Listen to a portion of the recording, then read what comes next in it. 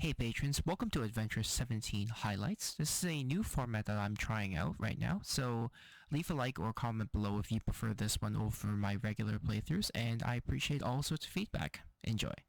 So we start off finally getting a call from Judy saying, we're finally getting to go to Clouds, going to take over the club, and as you can see, contrary to my expectations, after completing the Delamain quest, the whole thing is still in an atrocious state, and I cannot actually see the telephone screen, which is terrible. Alright, we going in? Let's do this. We move on going into the Clouds building. Judy here is trying to be a little bit stealth, but as you can see, I don't give a damn.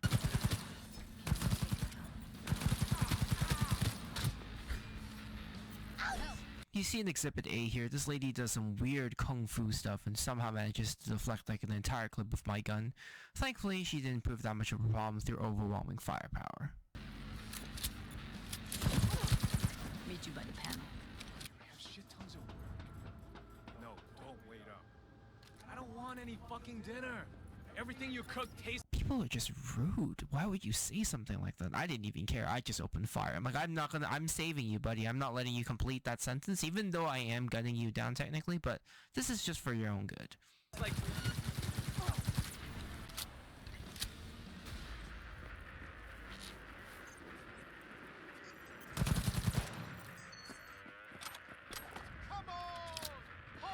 Here we see one of the somewhat flaws of this game, where the AI is just not exactly the brightest people. This guy has a gun and he's trying to walk into melee range, ignoring cover, ignoring everything, just charging at me, bayonets attached. Not exactly the brightest minds.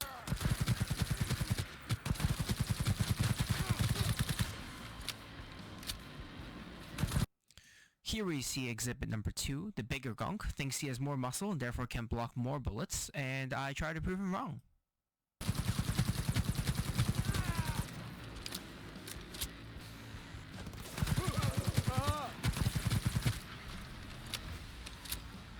We finally enter the meeting room, seeing Hiromi Sato in the flesh, the owner of Clouds, and 2 new unexpected guests.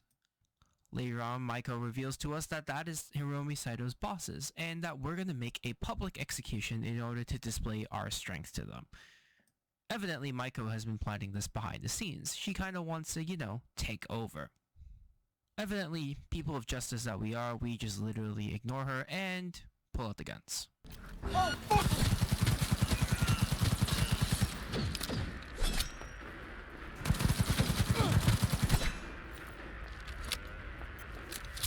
I love...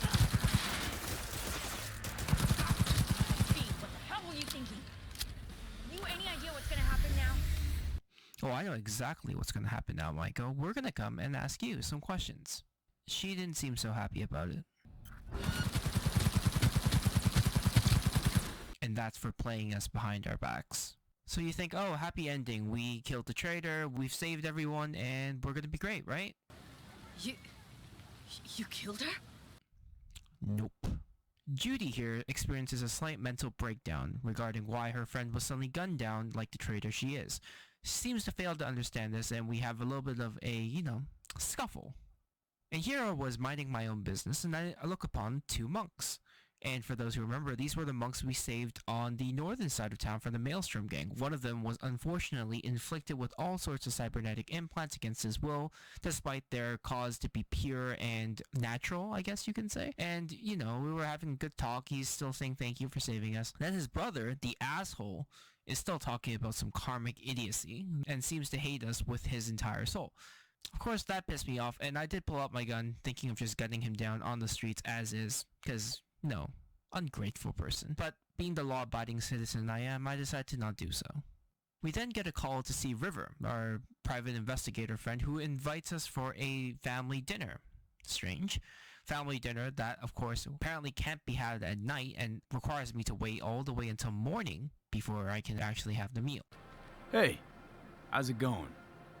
These rude-ass kids don't have any manners and decide not to answer my question at all. Like, what the hell's wrong with these kids? Turns out we're having jambalaya, and all he does is require me to stir the entire conversation.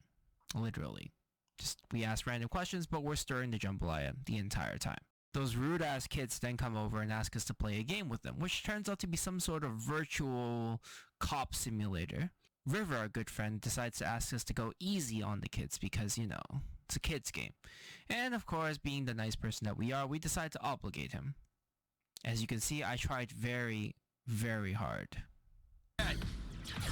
He's hit! He's hit! After literally an entire day of cooking, yes, it is nighttime now, we finally managed to see what the hell this jambalaya is. And honestly, it actually looks pretty tasty, I'm not gonna lie. At the dinner table, Joss begins to ask us some really awkward questions. Thankfully, River is a smart guy, decides to pull us out of the situation and immediately bails. River takes us to his little secret hiding spot and gives us his gun, saying that being a private investigator does not require him to use his gun and holds too many of his past memories. Yeah, I highly doubt it. He's probably going to get shot at this rate. He then offers us a drink, and I'm like, alright, lemonade, and he seems apparently quite, you know, shocked. And then we're offered a toast, and what the heck is that option? I was so shocked by it, I didn't even highlight it. I didn't even consider it. That was just weird. But of course, if he means that, you know, we're going to be nice. We're going to draw a little line that says, hey, you know, we're going to friend zone him, basically, into oblivion. Sure you don't mind me drinking? Probably lots more. I don't mind you drinking a lot as long as I don't need to drink a lot, because this is getting sketchier by the second. Okay, why is it dark? Oh my god, what the hell just happened?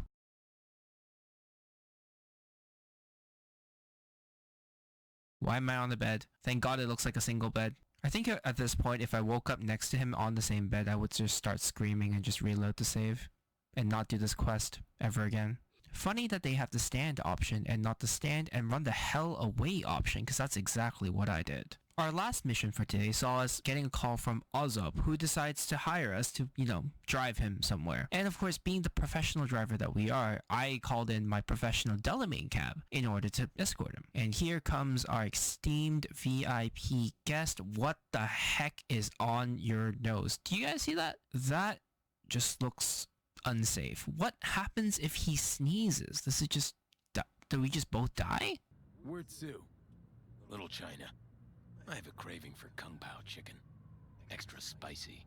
The only thing spicy here is our situation where I'm about to be blown into meat paste because of your stupid decoration of some sort. With a lack of explosions, we finally arrive at our targeted destination. Apparently he wants to visit some tiger claws. Wait for me here and keep the engine running.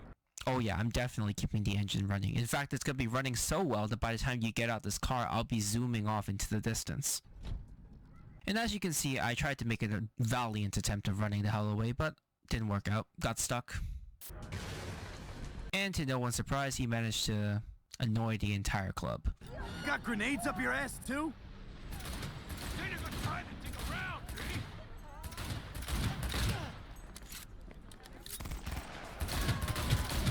Want a taste of this, asshole?